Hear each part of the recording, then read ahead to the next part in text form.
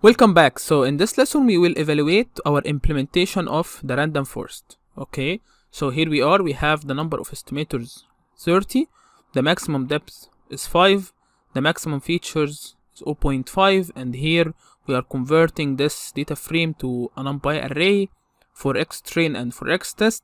And then we are calling my random forest. This is our implementation for the random forest with the number of estimators, the maximum depth, and the maximum features. So we will create an object of this class, and after that we will fit our random forest with the x train and the y train, and then we will calculate the accuracy using the OOB score function inside this object. Okay, so let's run the code. As you can see, we have an error here saying name error. Name NB is not defined, so this means that NumPy is not defined, right? We didn't really import NumPy. So let's go back and see if we forgot to do so. No, we imported NumPy as NB. So what is the problem here? Let's go back and see what is the problem. Okay, the problem is inside decision tree.py. So it's not in this code. It's in the code for the decision tree, right? So let's open the decision tree.py here. Okay, we have all the functions, but there is a problem here.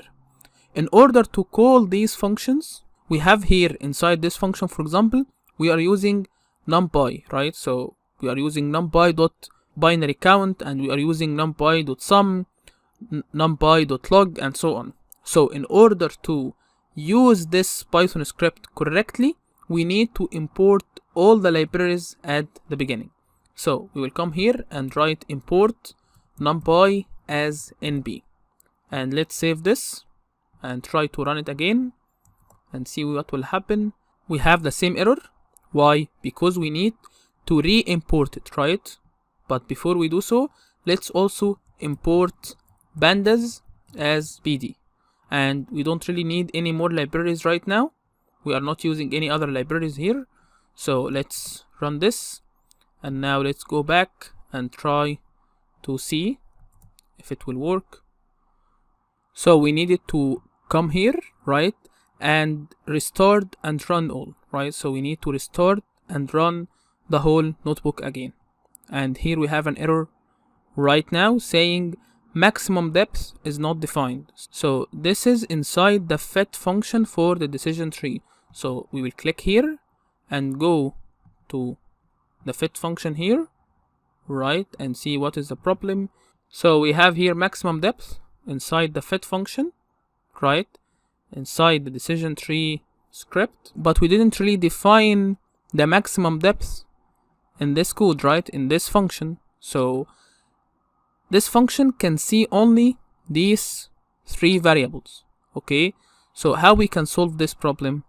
We can solve it very easily by coming here and changing maximum depth to be self.maximum depth, right? So if we run the code again, you will see that the code is running right now. Okay, so we had some problems and we debugged these problems together.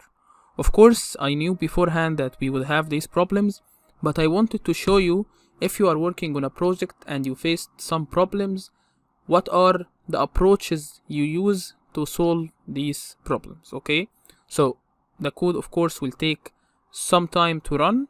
So let's get back after it finishes.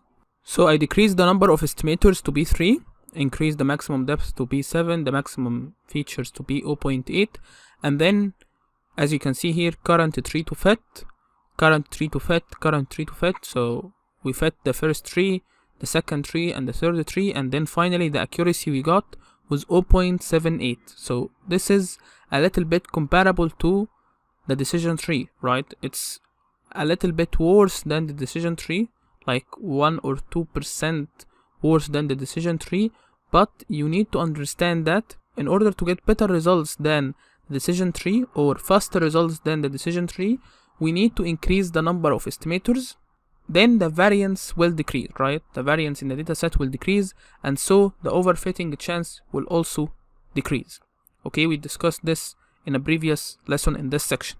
And we cannot really increase the number of estimators that much with our implementation because it's not optimized. We are using loops all over the place, and we said that random forest is actually a bagging algorithm, and we said that bagging is basically training parallel models at the same time. So training the first decision tree on its own, the second decision tree on its own, and so on, right? So the sklearn implementation is much faster because it makes use of the parallel processes, right? So it can make use of your hardware, okay, or the machine's hardware.